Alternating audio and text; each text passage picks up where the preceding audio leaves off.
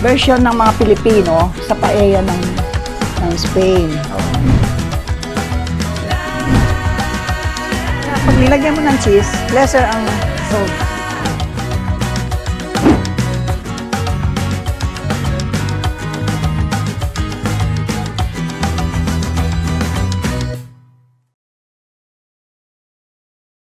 Magandang araw mga kakusina. Napanood na ba ninyo ito? May isang egg dessert na nahahawig din sa leche flan. Pero ang lasa at sangkap, iba. At heaven daw talaga ang feeling kapag natikman mo ang tocino del cielo. Bacon from heaven o lard from heaven ang literal na translation ng tocino del cielo.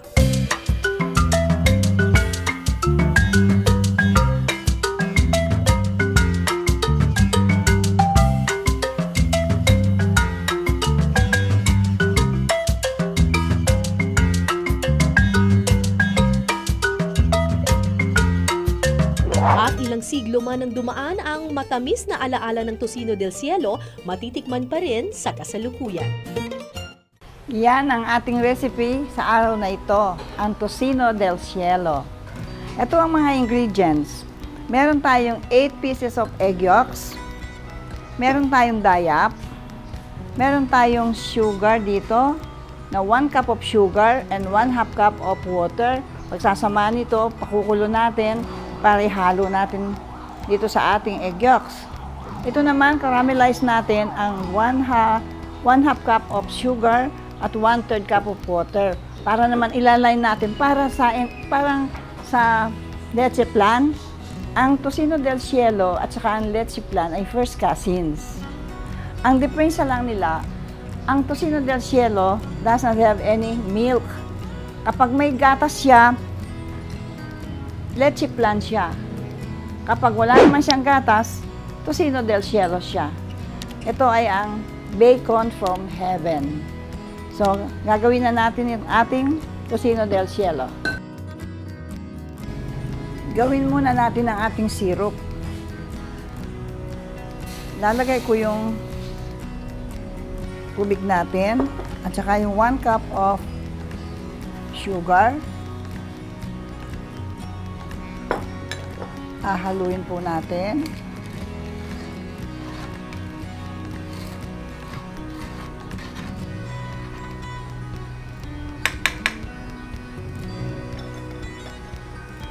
Pag na-dissolve na siya, palalamigin muna natin siya bago natin siya ilagay sa ating mixture of egg yolks.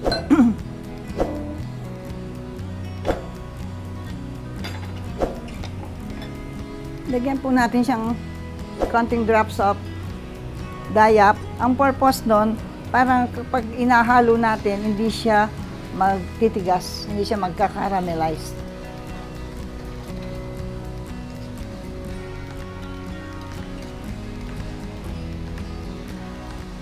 Ito, kung gagawa kayo, gawin na muna ninyo itong syrup na ito at saka nyo itatabi para pag gumawa kayo, dire-diretso na, hindi na ka maghihintay. Kaya lang kami, kaya ako hindi pa ginawang agad para makita ninyo kung paano ko ginagawa.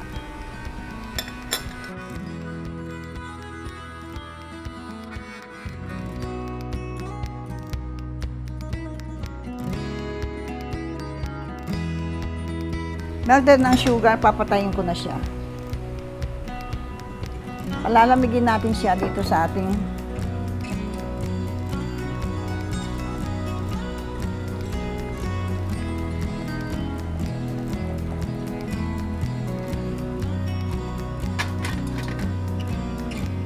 same din pong lalagyan.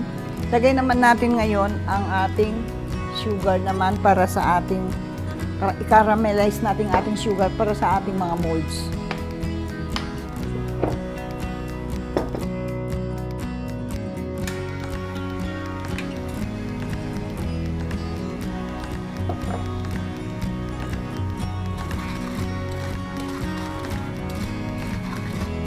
Yan.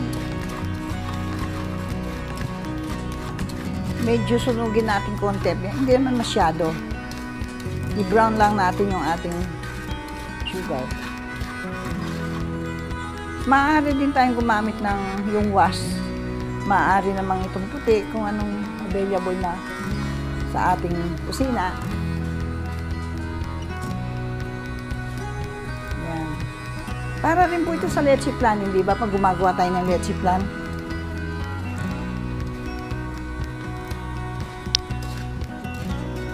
Tayo po mga seniors, na yung pandemic, maaari po tayong magnegosyo ng tocino del cielo. Kung wala naman po tayong container, maaari ilagay mo lang sa isang square na lalagyan at saka mo siya ikakat. Kukunin mo. Pero kung meron po kayong makitang molde, mas maganda po.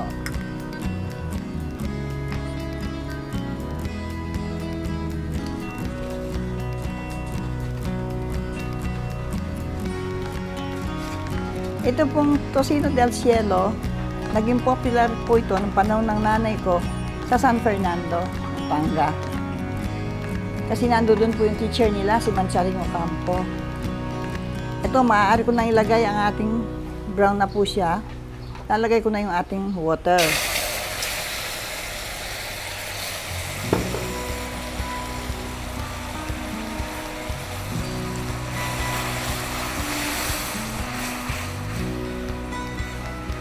Yan. Pag nag-melt na po siya, melted na, maaari na tayong maglagay sa ating mga lalagyan ng molde. Nagko-confuse ako sa molding sa Nicolas at saka molding tocino del cielo.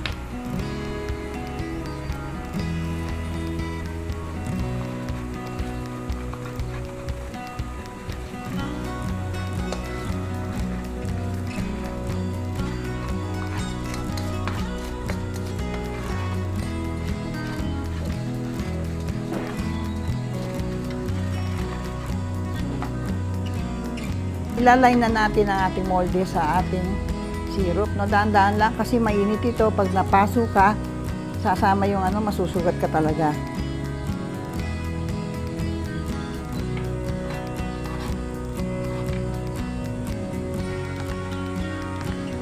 Ayan.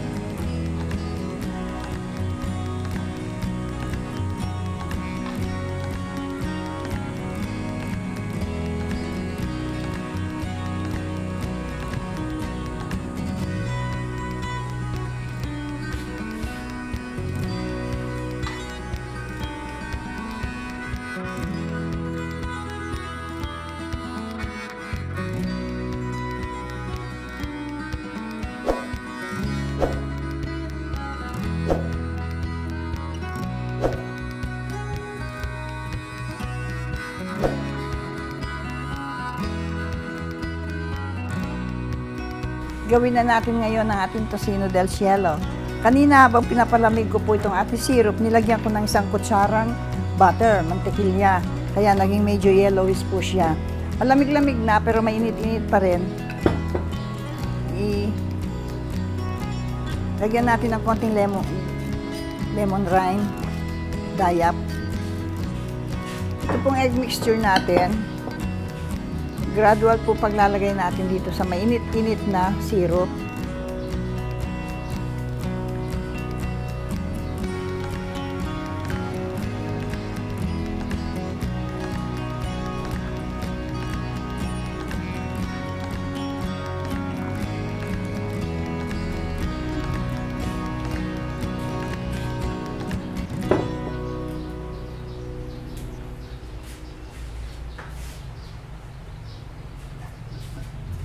Ito, strain natin itong ating mixture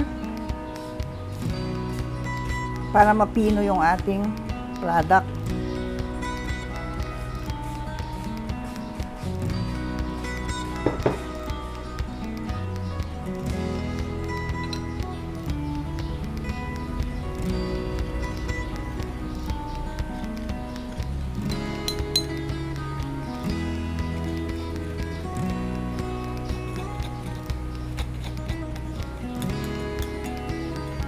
Ayun, sindihan natin ang ating stove.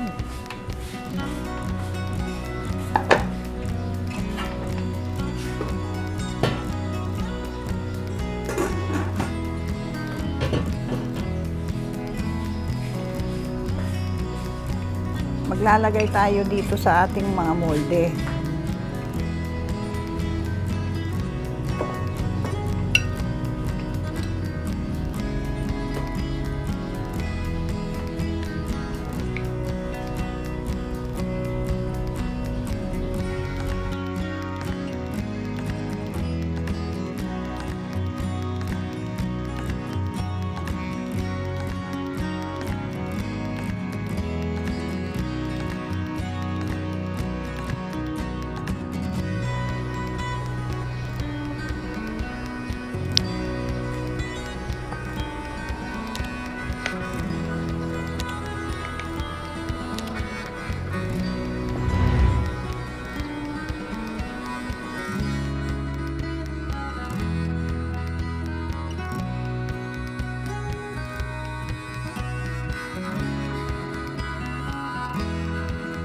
Lalagay na natin ang ating tocino del cielo at saka natin siya i-steam for about 15 to 20 minutes.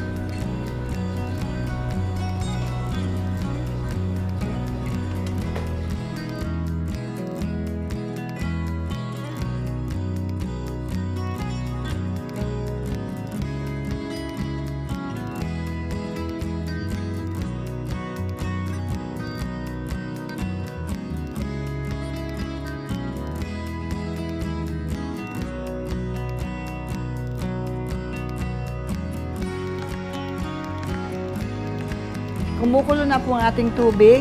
Ilalagay ko na ang ating tocino del cielo sa taas para ma-steam po siya for about 15 to 20 minutes po. O kaya, kuha ka ng toothpick, ilagay mo kung wala na siyang dumidikit, luto na siya. Di ba po? Ang simple-simple lang, ano?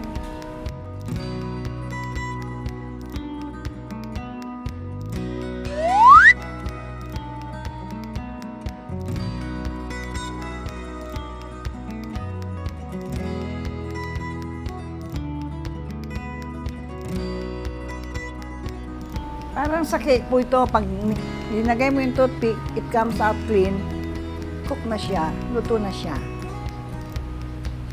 So, palalamigin na natin po bago natin siya unmold. Ngayon po, ililipat natin ang ating tocino del cielo dito sa tray para lumamig siya.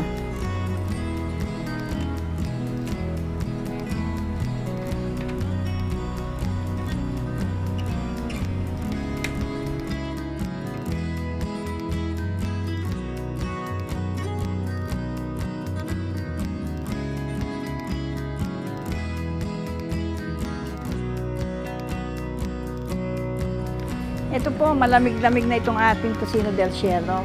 Pwede na tayong mag-unmold. Dahan-dahan lang po.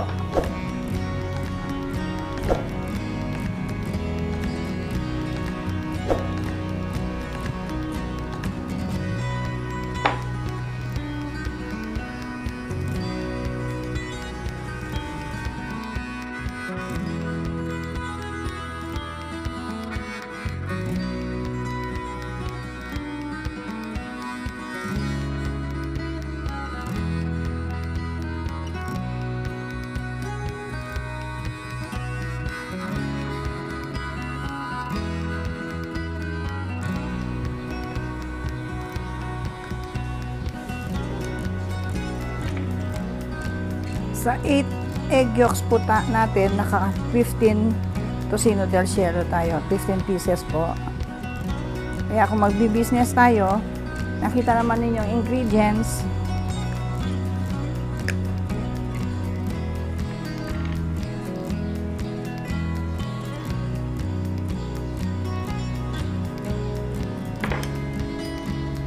Mga kakusina, maaari na kayong magnegosyo. Luto ng ating tocino del cielo, prepared from my kitchen to yours.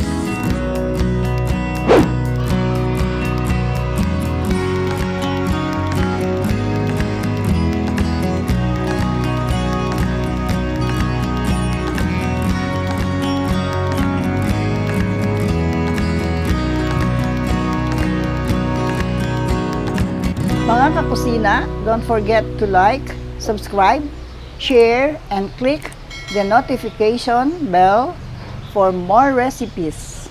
Thank you! Maraming salamat!